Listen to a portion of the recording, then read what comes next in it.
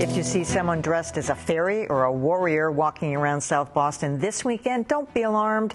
70,000 diehard gamers are gathering at the Boston Convention and Exhibition Center for the annual PAX East conference. The three-day event features live music and product demos, but it isn't all fun and games. Panel discussions will tackle topics like the lack of racial and gender diversity in gaming and how to land a job in the industry. Joining me now to preview PAX East is self-proclaimed nerd Ethan Gilsdorf. He's part of a panel discussion called Why Dungeons and Dragons is Still Awesome. He's also the author of the book Fantasy Freaks and Gaming Geeks. Welcome back to Greater Boston, Ethan. It was Great a pleasure to be back. To have you, self-proclaimed nerd. All right, so this is what a nerd I am. I didn't realize that the gaming industry has really surpassed the movie industry on all metrics. Yeah, it's pretty amazing. I forget what the latest figures are, but it's in the many billions of dollars per year. And I think that the kinds of games that are available are more diverse and more exciting than ever before. I think that a lot of times people think, oh, you know, there's those violent games of people shooting and it's Call of Duty and, you know, these kinds of games. But there's a variety of things from big studios, small studios, and this event, PAX East, which is now in its 5th year here in Boston, is really the largest celebration of those kinds of games. Okay, pull me into this. Make me want to play one of these games. Show me some of the stuff that's coming. That's at the Sure. PAX East. Well, we can start with some look at some of the tabletop games, if you want. And what does that mean? Oh, I'm sorry, we're not going to tabletop. Oh, so this is actually one of the new games that's going to be previewed at the convention. This is called Watch Dogs, and it is a open world action adventure game. And basically, you play a kind of hacker who's cruising around through the streets of Chicago, trying to interact with different people, trying to break codes, trying to do nefarious things. But it's more of a puzzle. From what I can gather, it's more of a puzzle-solving game than it is kind of a run-around Grand Theft Auto style, you know, hijacking cars and murdering prostitutes, that sort of thing. And much more. Does the game change every time, or is it kind of the same? I think that my understanding of it is like a lot of these games, it's an open world game, so that depending on what path you choose at various points, you end up in different parts of the city. Different things happen to you, so you can play it multiple times with multiple outcomes. So that's sort of on one extreme in terms of a game from a really big studio, from a studio called Ubisoft, which is actually based up in Montreal. And the other game I wanted to show you is by a local company right here in Boston.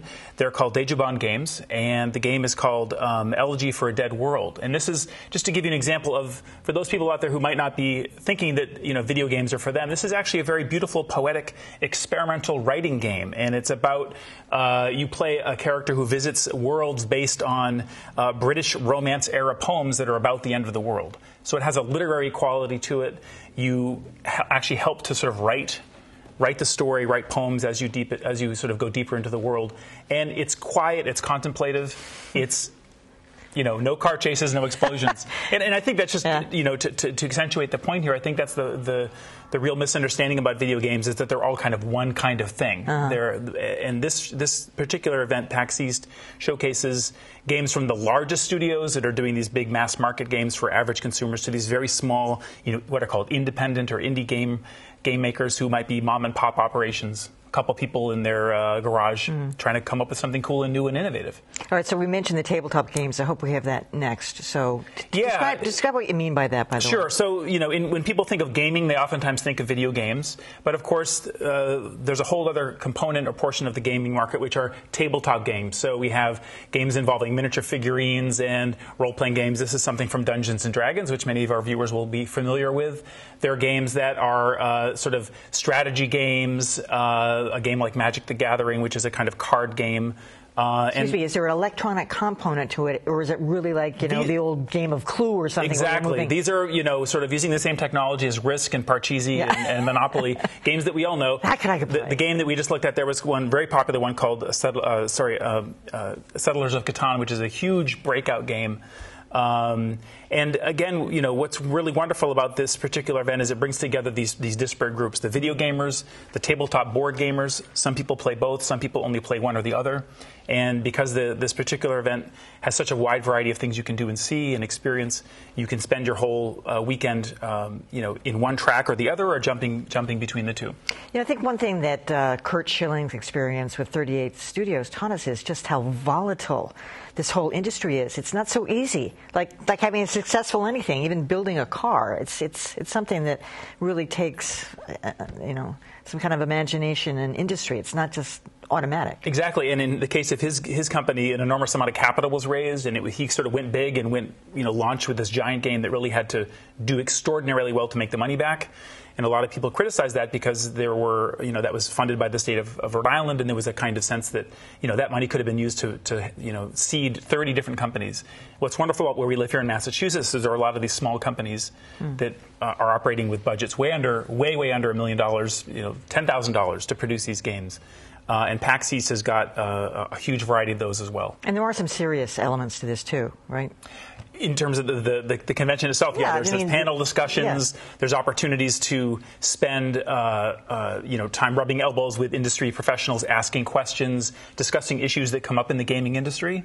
Everything from sexism to racism to behavior online to how do I break into the business or if you want to just compete with some of your fellow gamers, either at a tabletop game or online. There's all kinds of opportunities at PAX to do that as well. All right, sounds interesting. Although, if you want a ticket, you can't get one because they're all sold out, right? Unfortunately, the passes for the convention sell. Even though there's 70,000 people coming, they sell out quite quickly. The good news is there are some of the panel discussions and content will be broadcast online. I think I could get in. I don't know, just a guess. You could use your special gaming mojo. Take my Red Sox pass. All right.